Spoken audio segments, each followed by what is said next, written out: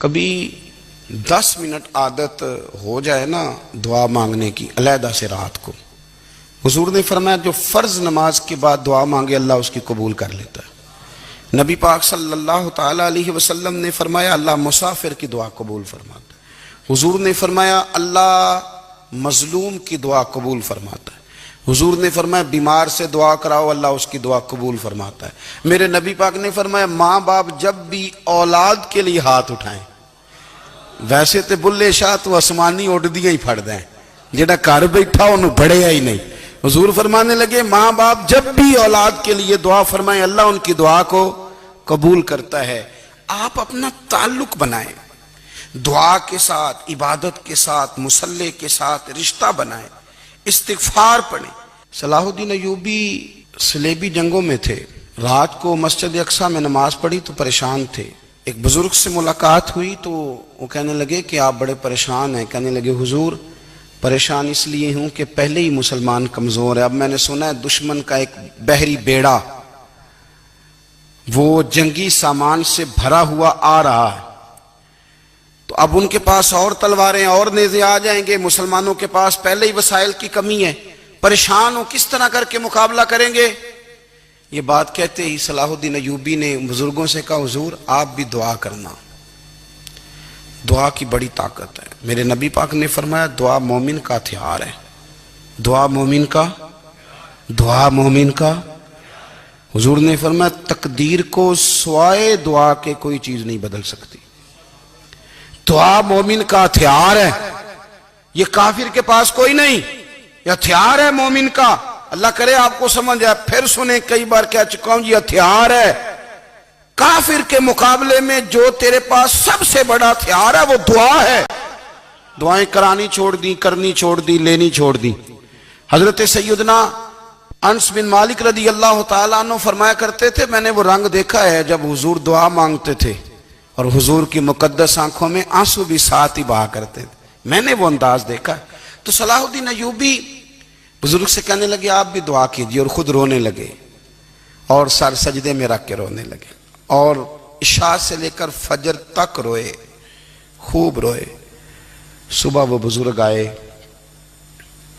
تو صلاح الدین ایوبی کا خوبصورت اور ہنستا ہوا چہرہ دیکھا، کہنے لگے آپ بڑے خوش ہیں، رات تو میں نے بڑے روتے ہوئے دیکھا تھا۔ تو کہنے لگے حضور وہ جو بحری بیڑا آ رہا تھا نا وہ پانی میں ڈوب گیا ہے، اب وہ نہیں آ رہا، ابھی خبر آئی ہے تو میں بڑا خوش ہوں۔ بزرگ کہنے لگے اٹھ سینے سے لگ، اور سن ایک بات، وہ بحری بیڑا پانی میں نہیں ڈوبا، وہ تیرے آنسوؤں میں ڈوب گیا ہے۔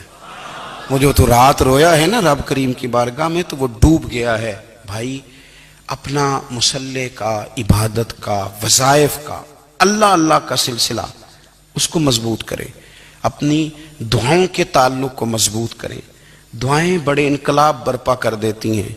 ہم تھوڑے نا جب سے خشک ہوئے ہیں نا، خشک، اور میری تو جماعت ہی صوفیاء کی جماعت تھی، ہم تو داتا علی اجمیری کی جماعت سے، ہم تو خواجہ اجمیری کی جماعت سے، ہم تو شیخ احمد فاروق سرہندی کی جماعت سے، ہم تو صوفیاء کی جماعت۔ ہماری جماعت نے بھی وہ تعلق جو ہمارے بزرگوں نے بنایا تھا۔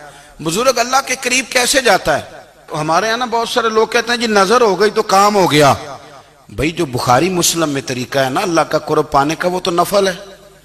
نبی کریم علیہ السلام نے فرمایا بندہ نفلوں کے ذریعے رب کے قریب جاتا ہے، اور اتنا قریب جاتا ہے کہ پھر اللہ اس کی زبان بن جاتا ہے، اللہ اس کی آنکھیں بن جاتا ہے، کان بن جاتا ہے، ہاتھ اور پیر بن جاتا ہے۔ تو یہ تو عبادت ہے، یہ تو اللہ کی بارگاہ کی حاضری ہے جو آپ کو اللہ کے قریب کرے گی۔ تو نماز کو اہمیت دے کے ادا کریں، نمازیں موبائل بند کر کے ادا کریں۔ لیکن نا کچھ لوگ کہتے ہیں مجھے ٹائم نہیں ملتا نماز کا، تو میں کہتا ہوں یہ آپ نے بڑی جرت کی بات کی ہے۔ مجھے کو میرا پیر بھائی کہہ دینا میرے پاس ٹائم نہیں آپ کو ملنے کا، تو میں کہتا ہوں آج کے بعد آنا ہی نہ۔ میں تو کیا سمجھتا ہے تو بہت بڑا آدمی ہے، تیرے پاس ٹائم نہیں ہے اور ہمیں ملنے کا ٹائم، موج کر۔ تو آپ نے اللہ رسول کو کہہ دیا ٹائم نہیں۔ اور عجیب فلسفہ ہے نا، کہا جائے نماز پڑھنے آؤ تو کہتے ہیں کپڑے ٹھیک نہیں، اگر کہا جائے کہ آؤ ذرا دعوت پہ چلیں تو کہتے ہیں 1 منٹ ٹھہر میں کپڑے بدل کے آیا۔ نماز کے لیے کہا تو کہتے ہیں ٹھیک نہیں، دعوت کے لیے کہا تو کہتے ہیں میں ذرا تیاری کر لوں، یوں جانا مناسب نہیں۔ یہ معاملہ ٹھیک نہیں۔ رب تو فرماتا ہے کہ جب تم مسجد میں آ تو زینت اختیار کر کے آ، خوب ذوق سے دعا مانگیں، خوب شوق سے نماز پڑھیں، خوب استغفار کا مزاج بنائیں۔ آپ لوگوں کے بیچ رہ کے سوکھ حاصل کرنا چاہتے ہیں، لیکن آپ کو پتہ ہے کئی مہینے غار حرا میں رہنا بھی مدینے والے محبوب کا طریقہ ہے۔ ہر سال اعتکاف بیٹھنا الگ سے، یہ بھی حضور کا طریقہ ہے۔ مسجد نبی کے اندر دروازہ کھلتا تھا نبی کریم کا، پر گھر کے اندر نفل پڑے نبی پاک نے، اور حضور فرماتے ہیں کچھ نفل نماز گھر میں بھی پڑھا کرو، گھر کو قبرستان نہ بناؤ۔ ہمارا گھر اللہ کے ذکر سے آباد ہوگا۔